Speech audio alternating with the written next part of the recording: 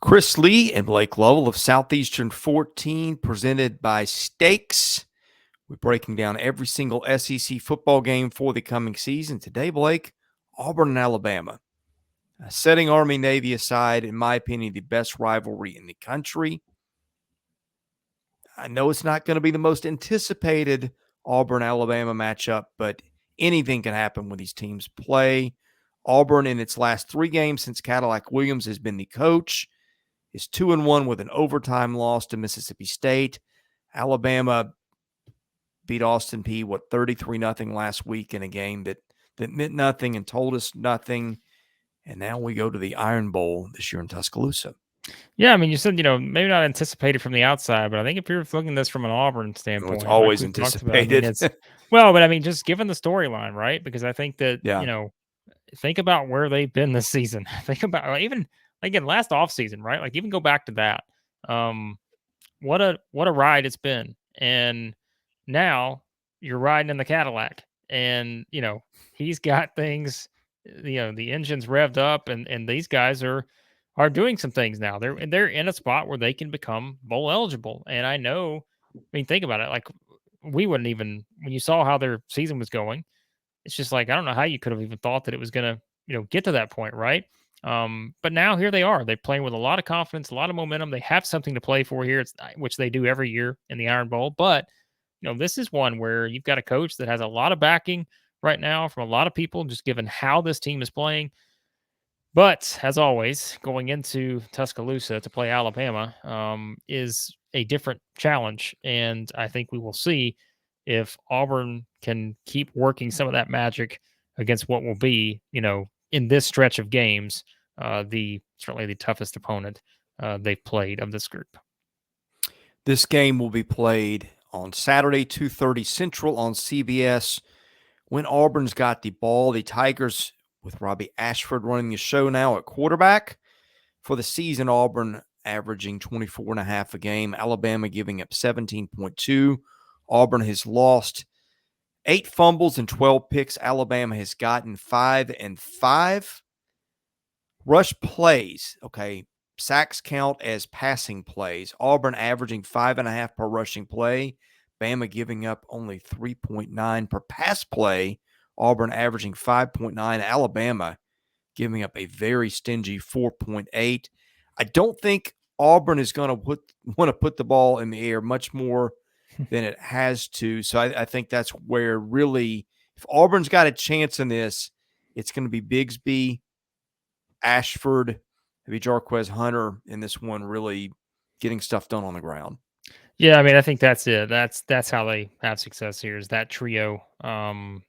Given what they've accomplished this season, they've combined for 22 touchdowns, I think, on the ground, which is understandable because I think the team itself's only had 8 touchdowns through the air. Didn't Hunter have a passing touchdown in that game? Was against Western Kentucky. Is that right? I'll look that up. I made that one. That one got out of hand. I thought that would be a good game, and it was not. But yeah, I think that he did. Yeah, I was going to say, I know he's 1 for 1. He had a 40-yard scoring run. But I thought he's got a passing touchdown on the year. Forgive me, Auburn fans, for not knowing which game that was in, but I know it's happened. Recently, I feel like I've seen that. You're right. But, it was a 20-yard touchdown. I was going to say, I thought it happened in that game. But nonetheless, like you said, the key to Auburn's success has been running the ball. And, for Robbie Ashford, you just look at the passing attempts, right? Western Kentucky, 19 passing attempts, A&M 13, 22 against Mississippi State, 17 against Ole Miss. So you just know that's what you're going to get from this team because he can do things on the ground just like Bigsby and Hunter can. And I think it's just how Auburn approaches that because if this gets into a shootout, right, I just don't think that, how it gets to that point. I think it's for Auburn, it's just got to be, you have to find a way to do what you do best, and that's run the ball. And I think that's going to be certainly easier said than done against an Alabama defense that's played some really good offenses this year. So if you look at the numbers and say, well, maybe this defense isn't what you thought it would be, keep in mind too, they played some good offenses. And, where this Auburn team ranks in that, they're playing with a lot of confidence on offense, but we'll see if they can find a way to crack that code there in terms of their rushing attack against this defense. Before we talk about when Alabama has the ball, a word from our presenting sponsor, Stakes. That's Stakes. You can predict sports better than the crowd for a chance to win NFTs with Stakes. Players can submit their sports predictions against friends, other fans, and influencers forever. Don't let your sports genius go overlooked. Join Stakes and have the best predictions captured in the moment. Go to playwithstakes.com/14. Use our invite code Southeastern14 for a double welcome bonus. Stakes is a predictions app, not a betting app. It's free to join, free to play. You can win stuff. You can help us out. Go to Stakes today.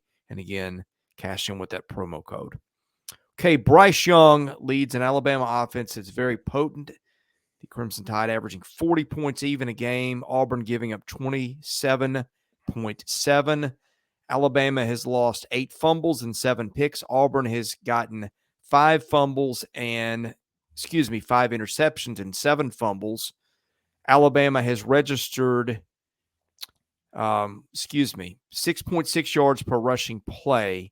Again, a sack is counted as a passing play, 6.7 yards per passing play. Auburn has given up 5.3 per running play. Auburn's secondary, I guess part of the thing is people just run on Auburn a lot, but that pass defense has gone a little bit overlooked, and Auburn giving up 5.4 per rushing play, which is what teams have done on the Tigers often lately. Auburn has had some huge games it has given up on the ground.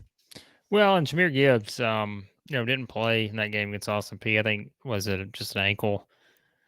Latu didn't play either, ankle. So I think, why would they? Yeah, I was going to say, I mean, that's the thing is we see this all the time. I mean, we talked about an LSU's case with Josh Williams and those kind of things. So people just being held out in games that I think they don't have to play in, but getting them back here, like you said, I think it's clear Alabama's offense, you know what to expect, right? It's a very versatile attack. If it's not Bryce Young beating you with his Houdini axe through the air, just getting out of a pressure and making a big throw, it's Jahmyr Gibbs doing what he can do. And yeah, I mean, Alabama's just that's the thing that makes Alabama different is they've got so many different ways I think they can beat you. And it all starts with Bryce Young, of course. And I think that's where the challenge is going to come in for Auburn, especially if this is a big Jahmyr Gibbs type game, because we know he's capable of it. And it's just a matter of, with the ankle injury, assuming he's back at full strength, he could have a big day in this one. And, obviously Bryce Young can do a lot of things himself, whether it's, scampering for yards or being able to do it in the passing game. So that's, another challenge here, like we said, for Auburn. I think we're going to look at this like you really need to limit possessions in this game, right? Because if you give Alabama a lot of opportunities, I think this is one where they can strike, just given, again, the different options and dynamics they have in this offense.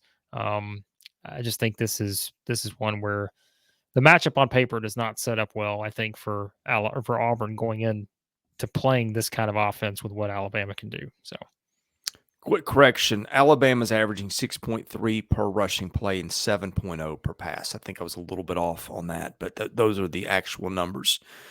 Okay, some other things to look at. Alabama has been penalized 68 yards a game, Auburn 58. Alabama's special teams on FEI and their rankings usually lag a week. It takes them a while to update those from the previous game. But anyway, through 10 games, FEI had Alabama's special teams as the 15th best in the country. Auburn's 105. Strength of schedule average between Jeff Sagarin and ESPN's FPI. Auburn at 8, Alabama at 14. Both have played very, very challenging schedules. The over-under on this one, I believe, is 49.5. I'm going to check that and see if that's still accurate as a Sunday night. It is. So over-under 49.5, line of 21.5. That makes for a predicted final of 36-14 in Alabama's favor. Before you tell me what you're thinking, anything from covers here, Blake? Yeah, as we always say, we're not professional bettors, but we do like to throw out some fun little trends because we know a lot of people do bet. Some of the interesting things to look at here. In Auburn's case, the over 5-0 in Auburn's last 5 games against a team with a winning record. The under 4-0 in Alabama's last 4 home games. Plus Alabama 9-0 against the spread versus a team with a losing record. So I don't know if that's the the last 9 games they played in those scenarios, but basically they take care of business against the teams they should take care of business against from a spread standpoint. Also, the home team 5-0 against the spread in the last 5 meetings. We talked about kind of the series, right?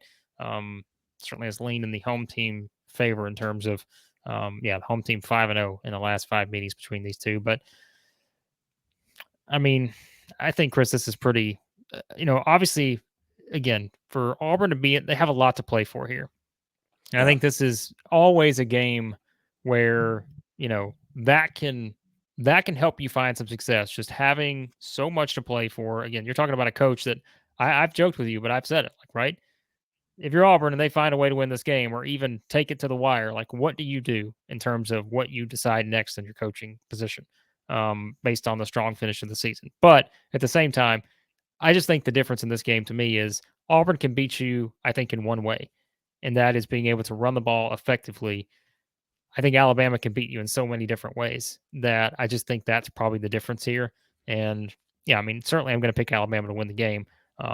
But this is a hard game to predict in terms of how it plays out, because I think if you just look at the overall picture, you feel like Alabama should take care of business in convincing fashion here.